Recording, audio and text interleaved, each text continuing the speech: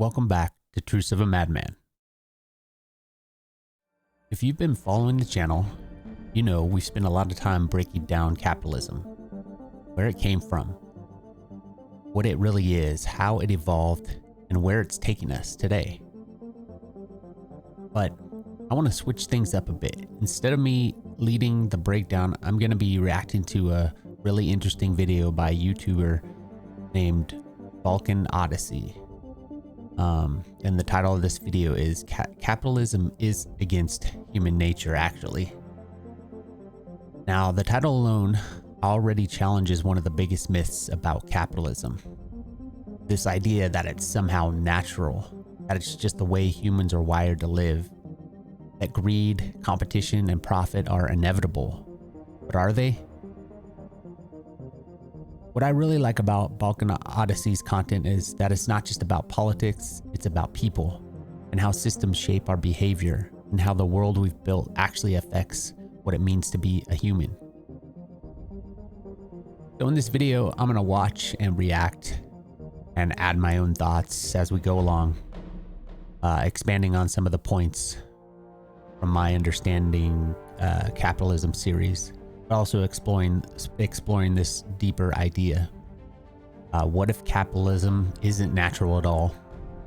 What if human nature is something completely different, something more cooperative, more creative, and more compassionate?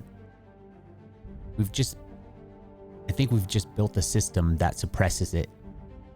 So let's get into it, guys. This is Capitalism is Against Human Nature, actually, by Falcon Odyssey. This video is brought to you by the generous support of my patrons on Patreon. If you wish to support the channel and allow me to dedicate more time to producing such videos, you can do so with a small monthly donation on patreon.com. Yeah, he's great. You'll see. Definitely go subscribe. I'll put his human nature, a concept we I'll put the link to his channel in my description. We have a feeling that we naturally know what it entails. Selfishness, greed, a dose of corruption and malevolence when it comes down to taking care of your own ass. Those are the qualities that have allegedly shaped our societies throughout history and continue to be the main traits of each and every human being. Yeah, everything is commodified. To liberals and conservatives. But what about human nature would be one of the first learned catchphrases deployed in opposition to the concept of communism, implying that humans could never be so selfless and community-oriented, and that the concept of communism is therefore utopian, childish, naive, and against human nature. All right, so first off, that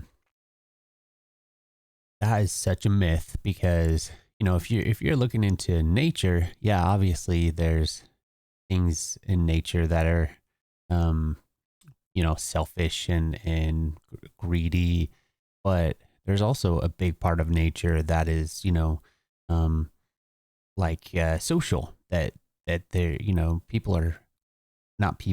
like animals, insects, things like that are working together to accomplish something specific. And so, you know, that's natural as well. You know what I mean? So you can't just say that greed and selfishness is the only traits that humans have, and that's what's gonna, you know, control what they do.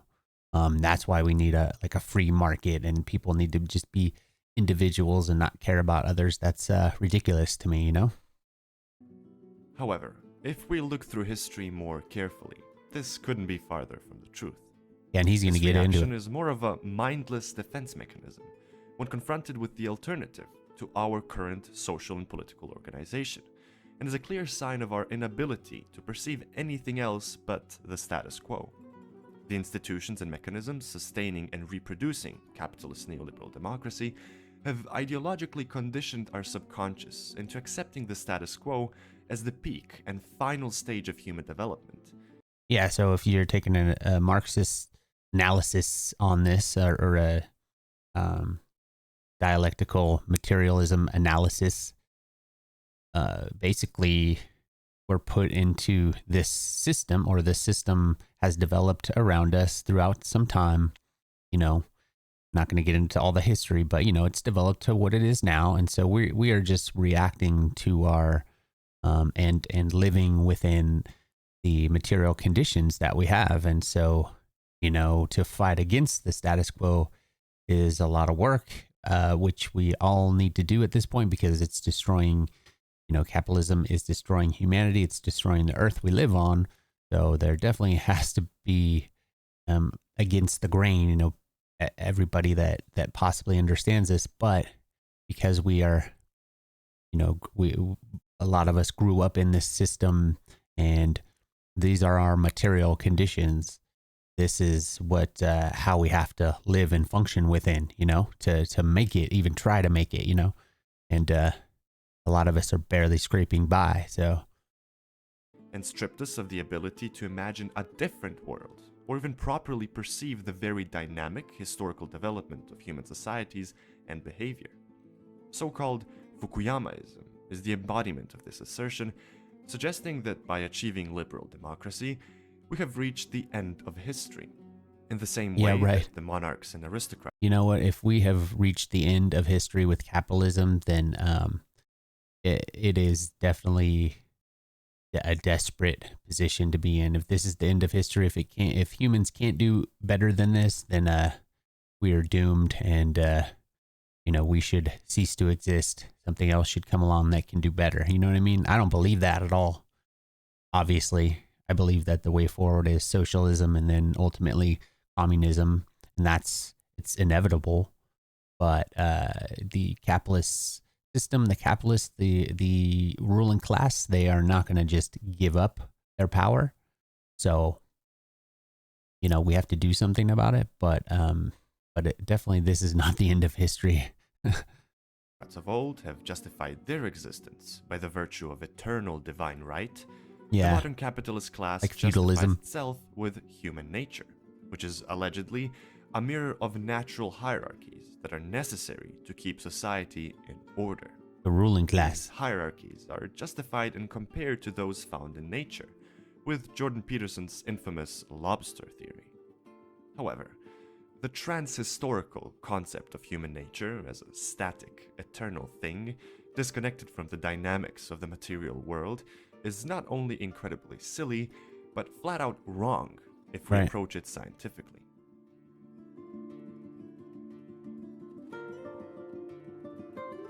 Dialectical materialism, here we go. We can do this by viewing the development of human societies through the lens of dialectical materialism, the underlying philosophy that served as the foundation. So if you don't know, which probably most people that are on this channel, unless you just came across it and you have no idea, but if you don't know I'll give a really short, undetailed explanation of, and he'll probably explain more too, but dialectical materialism is basically where your material conditions, your material world, the matter that you exist in is what you get ideas from, and those ideas you put them onto the material world, and then based off of what comes from that, then you get more ideas and so on and so forth. So it's dialectical. It goes back and forth from material to idea, and as you go through life and things develop that way. And so it's basically material comes first. Instead of I think therefore I am, it's I am therefore I think. You know what I'm saying? So but it's a it's a fluid thing. It's not static. It's not in a vacuum. It's fluid, and depending on your material conditions, different outcomes are going to come from that.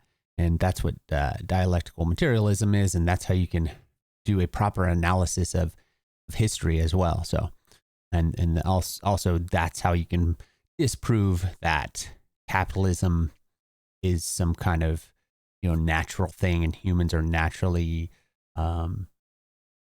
selfish and only care about their own self-interests. You can disprove it with dialectical materialism. So here we go. Of the Marxist conception of history. By doing so, we can finally and definitively debunk this rather lazy gotcha phrase and put it to bed. There you go. In case you're unfamiliar with dialectical materialism, here's a short explanation. He's explaining too. Dialectics is the philosophical method of observing the world as intricately interconnected and interdependent, in constant motion, development, and change, propelled forward by the resolving of contradictions, which result in the perpetual motion of everything in the universe. It's fluid. In the words of Friedrich Engels, the dialectic is, as a matter of fact, nothing but the science of the universal laws of motion and evolution in nature, human society, and thought. Yeah, Furthermore, back and forth. materialism is the notion that the material world, perceptible to the human senses, exists in an objective reality independent from thought, mind, and spirit. It rejects the use of metaphysical concepts such as human nature, the soul, or God, specifically when it comes to the thorough observation of history and social relations. Now, just to be clear, communism is not about, it's not against religion, it's not against God by any means. So that's a misconception. You can still have a spiritual connection with your higher power, in the metaphysical, in the abstract. But when it comes to, this reality, this world that we're in, and the things that go on in it, it's always the material first. It's always the material reality that you have to interact with and get ideas from to move forward and to go back and forth with your ideas and the material conditions that you have. So just to make that clear. Essentially, it's a purely scientific approach towards understanding the development of nature and society. That's a As cool Engels picture. eloquently explains in the introduction to Anti-Düring, if we derive the scheme of the universe, not from our own brain, but merely by the means of our own brain, from the material world, we need no philosophy, but simply knowledge of the world and what occurs in it. And the results of this knowledge, likewise, do not constitute a philosophy, but positive science. I've already talked about this in the first edition of this series, while discussing the fundamental concepts of Marxist thought, so if you're not familiar with this, cool, I I haven't seen it. strongly advise you to watch that video. Hell yeah. Nonetheless, a very basic understanding of this concept is more than sufficient to immediately see why a default, trans-historical concept such Yeah, it's basically the understanding of the world around you, your worldview, and then you interact with that through your thoughts. And then you put your thoughts into action. as human nature is meaningless and inconsistent with how the universe operates. I love his videos. The aesthetics are beautiful. If we apply the dialectic method to the entire timeline of human history, we can observe an objective fact. Human societies have gone through several different forms of political and economic organization. Yeah, it's just From how an initial phase of tribal society builds. organization in what can be described as primitive communism, through slave society, feudalism, and now capitalism. Each one of these stages of historical development is characterized by a progressively slightly different form of modes of production, scientific progress, and consequently adapted social relations. Oh yeah, and he's probably going to talk about it as well, but that's another important part to materialism and Marx's theory of dialectical materialism and historical materialism is the fact that, as throughout time, the connection with society to the means of production, who owns the means of production, who does the producing, that's a direct correlation with how our societies function. So that's very important.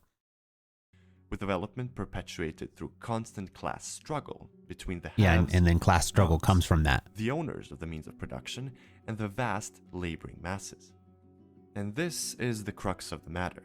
These ever-changing forces And that's have the continually contradiction. propelled society forward and changed the character. Or at least not the contradiction. That's the major contradiction. The primary contradiction the ruling class who owns the means of production, at least in capitalism, and the working class who actually does the producing.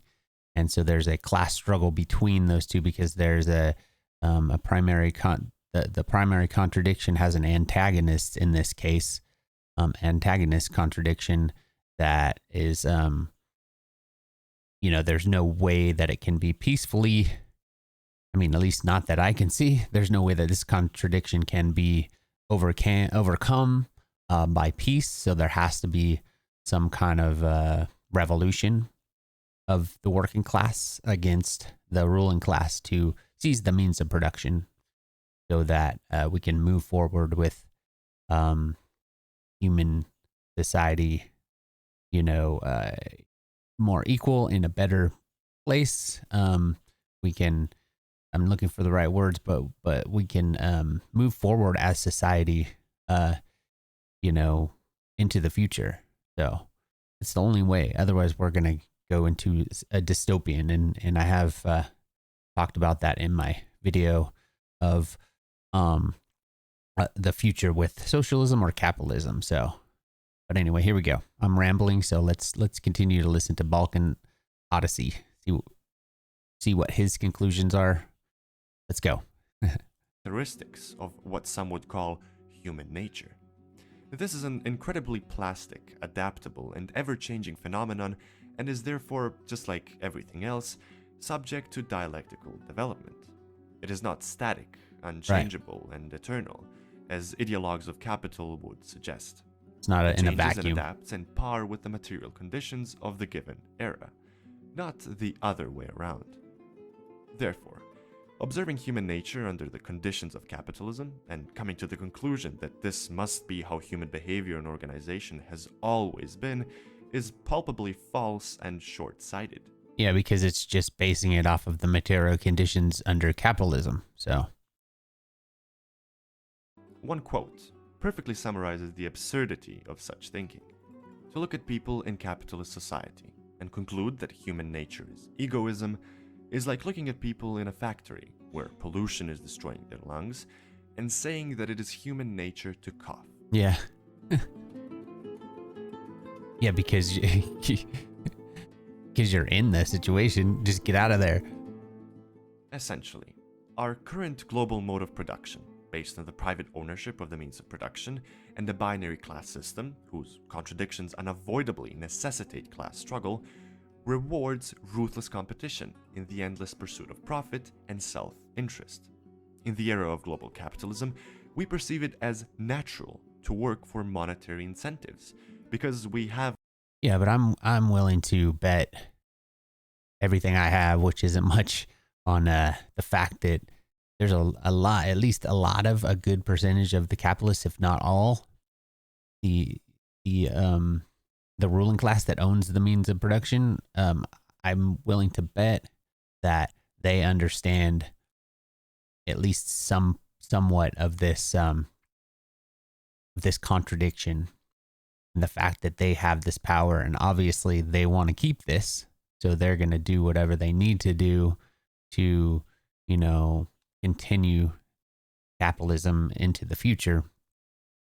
But like I always say, the contradictions are getting so sharp that it can't continue to sustain itself. But they're gonna keep trying, and this is where it usually goes into down the fascist road. So No other choice. As a laborer, if you don't work for money and compete with other workers in the pursuit of the best possible position, for example, you will probably starve. When things start to unravel and get desperate. Yeah, so that's why it's not much of a choice, really.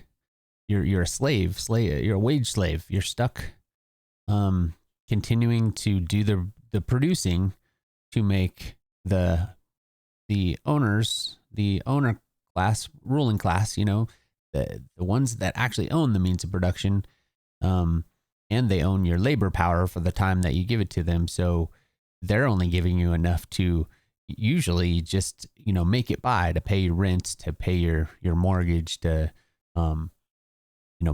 buy food for your family, that kind of stuff. So you have to continue to come back to survive. Yet you're doing all the producing and they're making most of the money. They're getting rich off of your labor power. It's awful, you know, awful way to live. It's slavery. It's not a choice. So here we go. People indeed start to seem greedy and ruthless to secure a means of sustenance for their to compete, family. to try But to do better. They're not doing it for the fun of it, but out of necessity. Mhm. We are forced to view everything through a monetary lens, not because we have a deep-seated love for money, but because money can provide a prosperous, careless existence for our families.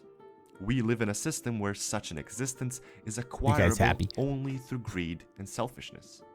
Besides, how can anything related to money, itself a universal commodity for exchange, a fairly recent development, be in human nature if it has only existed for only a brief, minuscule part of human history?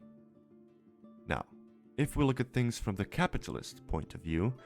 Now, capitalists and capitalism, it has to continue to grow. And to do that, it has to consume resources and labor power, so humans and the earth. So it has to continue to do that. So everything that it's going to do is try to commodify everything in our society, where even our relationships are attached to capitalism. You know what I mean? So anyway, here we go. If you don't compete with the rest of the market and deploy ethically questionable practices in your pursuit of profit, you will be swallowed by the competition. If you wish to rise to the top, you must use all means necessary to increase profits, which often means increasingly ruthless exploitation of workers, poor safety regulations, and that's what needs to stop. Cuts on maternity leave, sick pay, vacation, and other basic necessities, as well as careless pollution of the environment, dishonest advertising, predatory monopolization. Yeah, advertising is awful. Among other things. All of I mean, at least under the capitalist system, advertising is awful. It's just a lie, you know? It's just to sugarcoat things to make them look great. So you want to buy them, make you feel like you need them, you know, the commodity fetishism. I felt like I was going to say something about that, but anyway, I'm just going to move on. I keep talking over him, but I just, you know, it's the capitalist place that we're in, you know? We have to overcome this as the working class, as the ones that are the majority of this world, and to do the producing. We need to get the power and make this world a better place. Which you are commanded to do by the merciless need of capital to grow and accumulate, whether it's going to be you doing it or someone else. Essentially, it's not the malevolence and evil of the individual capitalist as a person that compels him to behave in such a way, but the fact that he is a slave to the merciless forces of capital. He serves capital the same way that the workforce serves him. It's a cold, systemic force that cannot be tamed with individual moral enlightenment and more. Yeah, it's not like we can just get rid of a certain person or peoples or companies and it will fix it somehow. It's the fact that we need to get rid of capitalism, right? Or ethical practices. It is the socioeconomic system that compels humans to behave a certain way and makes greediness look natural and essential. Yep, assuming it's hidden. that this has been this way throughout the entirety of human history is silly to say the least. Agreed. Very silly. Human nature throughout history. All right. The scientific observation of primeval tribes that were still intact and isolated from the rest of civilization back in the 1800s has provided us with invaluable information about the forms of organization that existed before capitalism.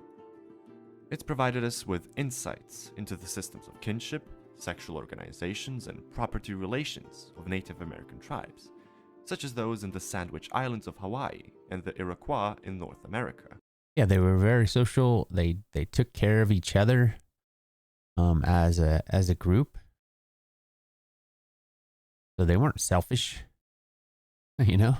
It's just their material conditions weren't like under capitalism. Basically, they weren't the way they are for us now. So, there you go. It proves that it's not natural, just your material conditions that make inform society. So, but also ancient civilizations such as the Greeks and Romans. Observations documented by pioneering American anthropologist Louis H. Morgan.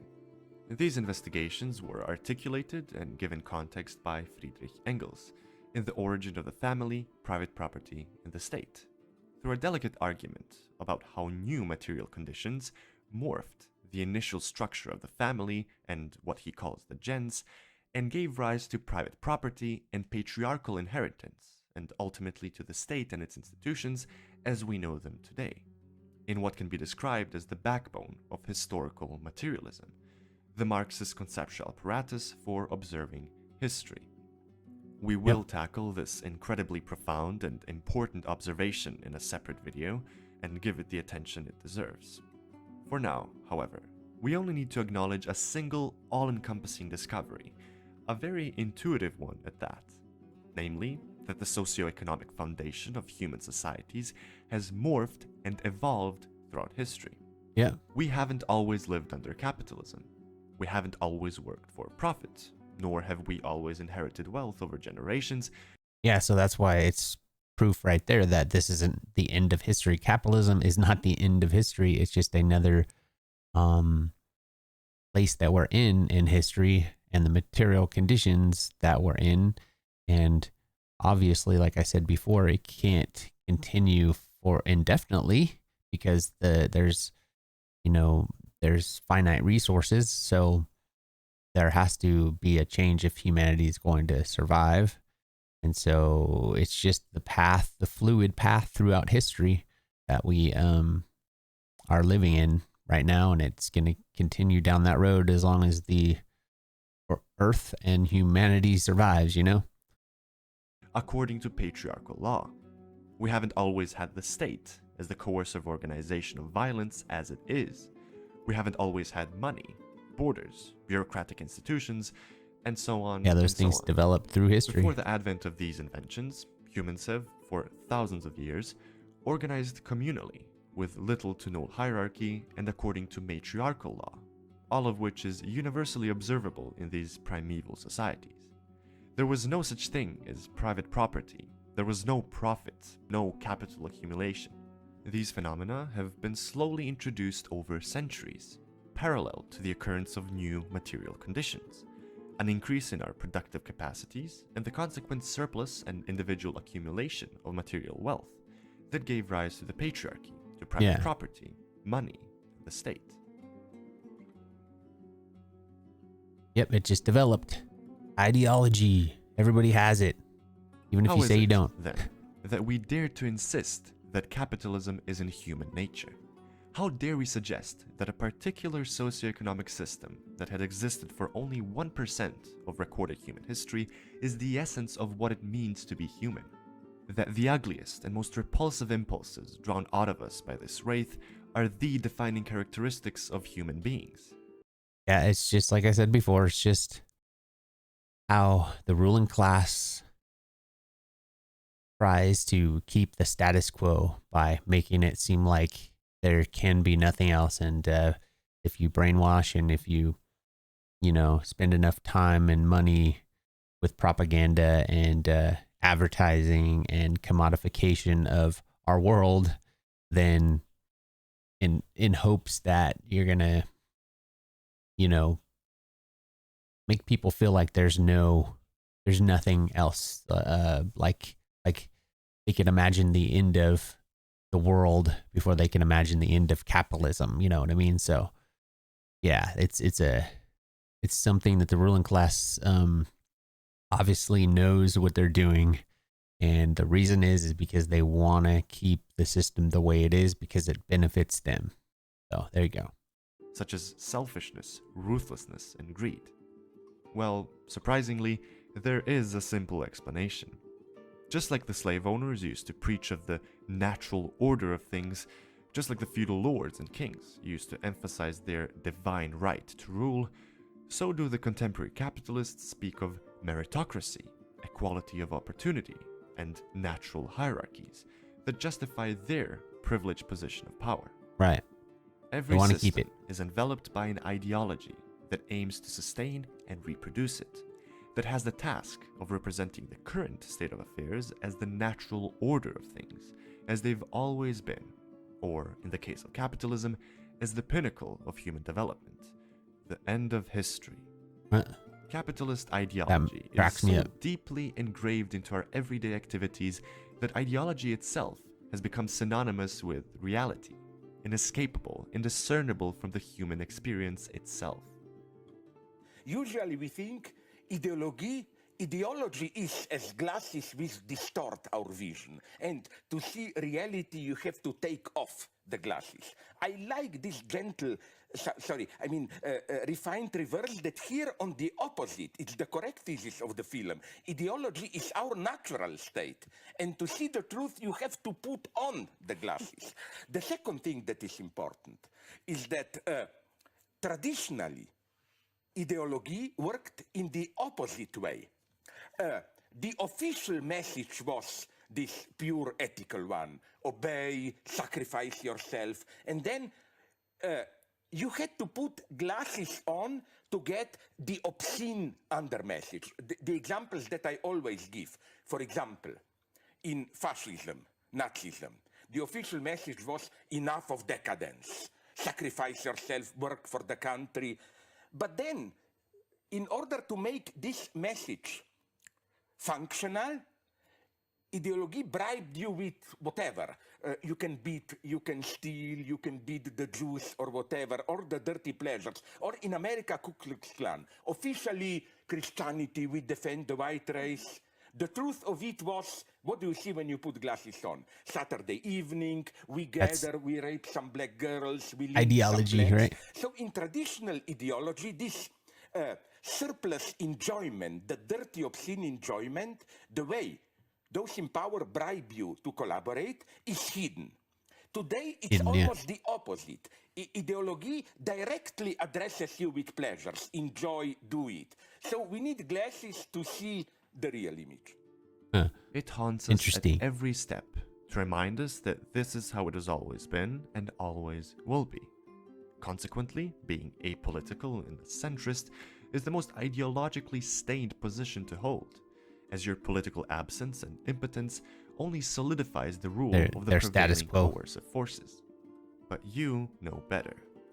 Human nature is not a hindrance to the construction of a more just, democratic, egalitarian society, precisely because there is no such thing as human nature. There is only the capitalist status quo and its desperate cries and pathetic justifications as it crumbles under the weight of its own contradictions. Yep.